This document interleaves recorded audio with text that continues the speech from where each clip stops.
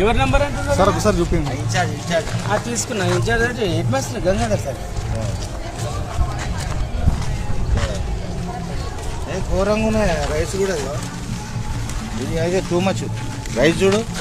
ఇలాంటి రైస్ పిల్లలకు పెడితే పాత రైస్ అనేది ముక్క పట్టిన రైస్. అరే ముక్క పట్టిన రైస్ చూడు కనబడుతుంది.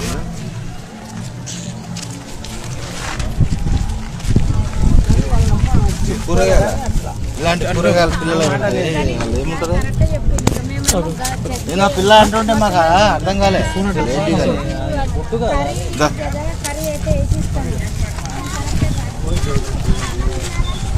అన్నం బాగుంటుందా?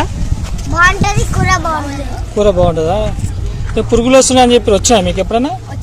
పురుగులు వచ్చినాయా? రాళ్ళు కూడా వస్తున్నాయా? చిన్నవా పెద్దయా?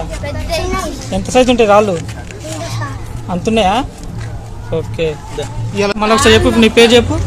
నీ పేరు ఎందుకు వచ్చిన పొజిషన్కి? ఎవరి మీద? ఏ స్కూల్ మీద? గవర్నమెంట్ స్కూలా? ఎక్కడ అది?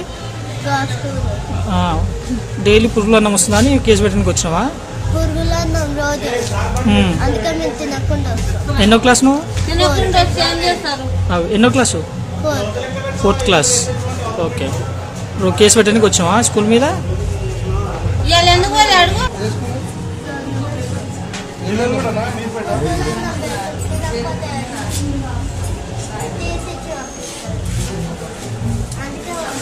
ఎవరి నెంబర్ అంటే సార్ ఒకసారి చూపించండి. ఇన్ఛార్జ్ తీసుకున్నా. ఇన్ఛార్జ్ అంటే హెడ్ మాస్టర్ గంగాధర్ సార్.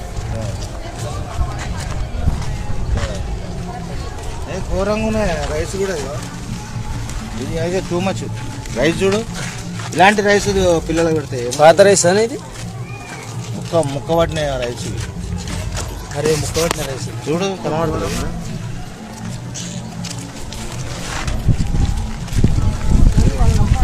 కూరగాయలు ఇలాంటి కూరగాయలు పిల్లలకు పెడితే ఏముంటుంది. నేను ఆ పిల్ల అంటుంటే మాకు అర్థం కాలే.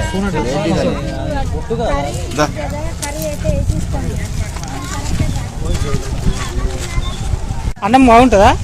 బాగుంటుంది. కూర బాగుంటుందా? పురుగులు వస్తున్నాయని చెప్పి వచ్చాయా మీకు ఎప్పుడన్నా? పురుగులు వచ్చినాయా?